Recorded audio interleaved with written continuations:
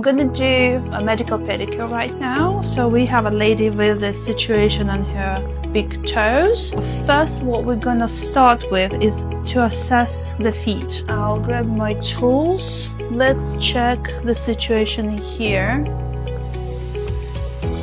I need to check how far is that empty area there. It looks not too bad. We have a bit of a discoloration here.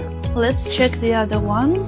Okay, we got an empty corner here and discoloration on that side. It's pretty much a common situation. It usually appears from wearing wrong shoes.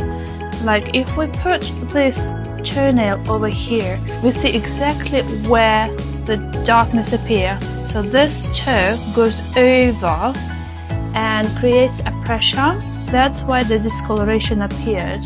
So when you press on the toenail, it turns white. It's usually a pressure in the shoe. So when it turns white, it means that the blood doesn't come to the nail, so it doesn't bring the nutrients.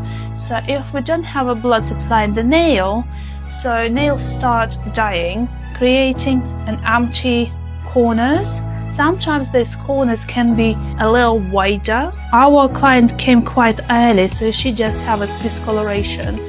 But if she would carry on having the same situation for years, then this empty spot would start growing until it would create a big pocket. We call it onycholysis. Discoloration is the first sign that the lady needs to change the shoes and get a separators. So we actually want her to have her feet that wide in the shoes. The common mistake is when we buy shoes, we always focus on this big toe. However, as you can see, this toe is a little longer than the big one. So ideally we want to have a bit of a space. So when you buy shoes, you need to focus on this toe. If it's comfortable and it has a bit of a space in the shoe, that's the right shoes.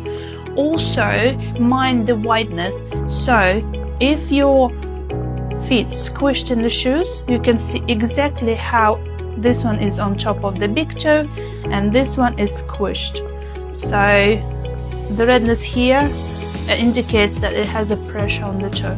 So ideally we want to have wider shoes, half size bigger. So to prevent this toe to go on top of the big toe, get a silicone separators here. So this one has enough space and the blood circulation would go and then the discoloration will disappear.